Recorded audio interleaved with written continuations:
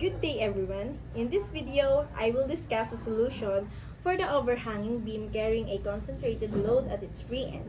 We will derive the expression for the displacement under the load and then evaluate the displacement and maximum bending stress using the given values. First, let us identify the given data. The beam has an overhang length equal to B and the support spacing is 2B. The concentrated load at the free end is P. Natin ang PD.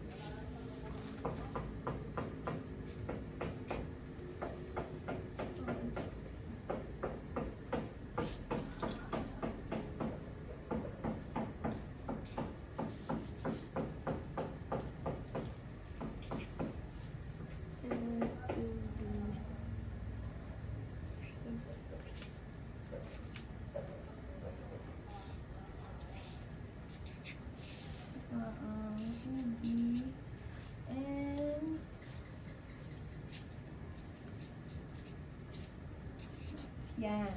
Yan po ang magiging FBD po natin.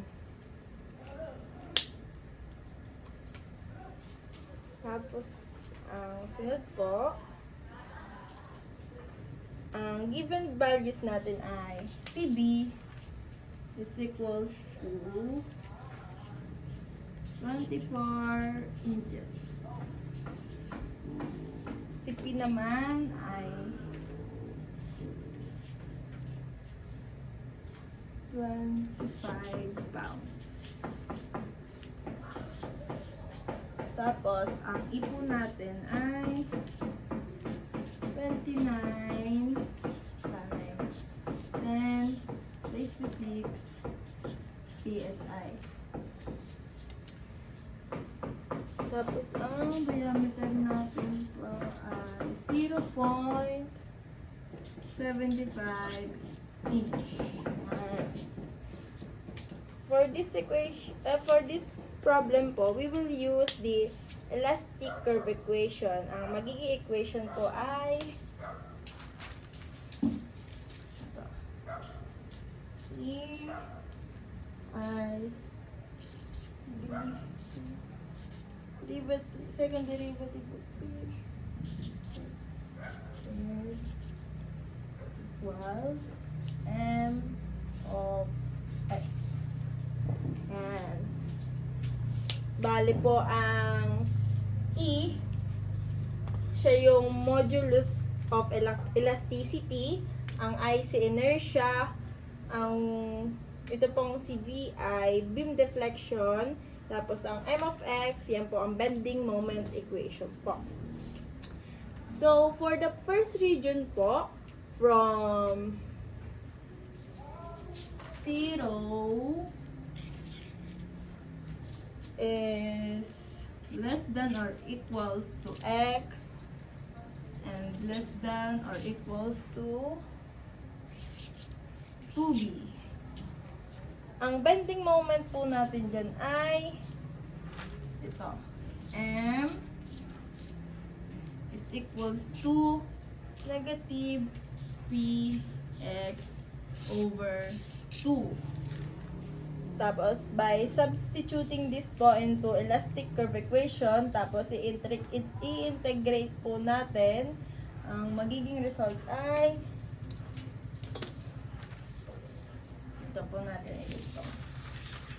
Ayan.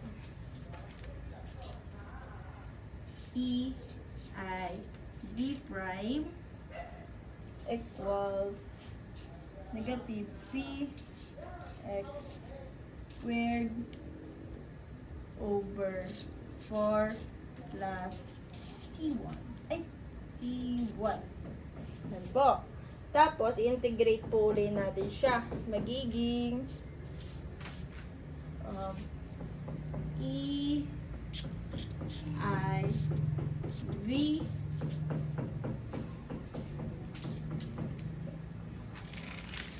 is equals to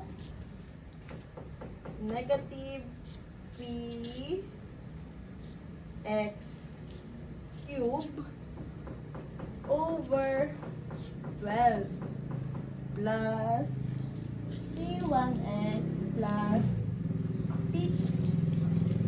Yan. Bali naman po sa second region,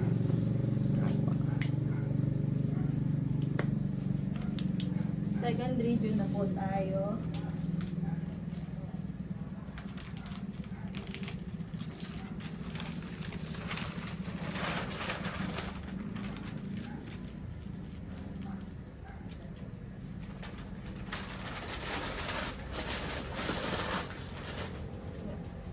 Ang second region naman po from 2B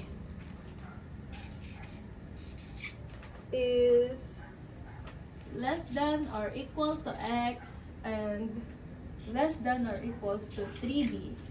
Yan. Ang bending moment po niya ay magiging M is equals to negative P quantity 3 B minus X. Oh. Tapos, i-integrate po ulit natin siya. Magiging E I B prime equals negative P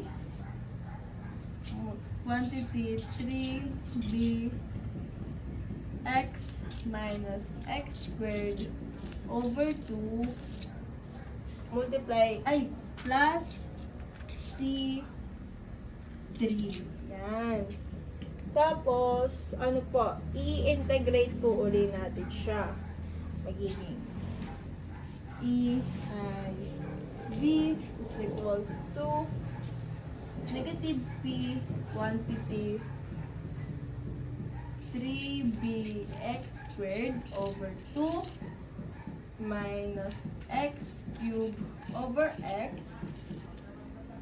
plus c3x plus c4. Yan po.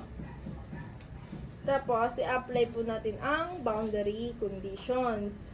For the first condition po, at x is equals to 0, x is equals to 0, ang displacement po dito ay 0 din.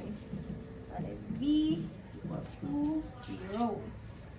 Therefore, ang C2 po natin ay 0 din. Ayan. Tapos po, ang second condition po natin ay at 2B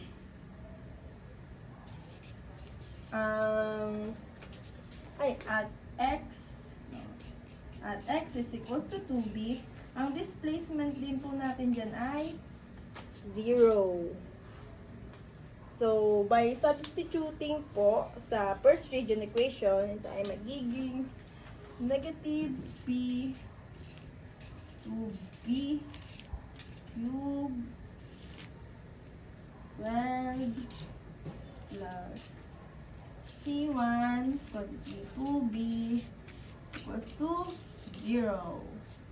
Yan. Tapos, solving for C1 po, C1 is equals to PB squared is equals to 3. Ay, C1 is equals to PB squared over 3 po.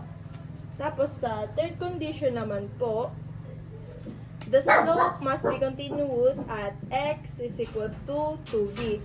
So, v prime x is equals to 2b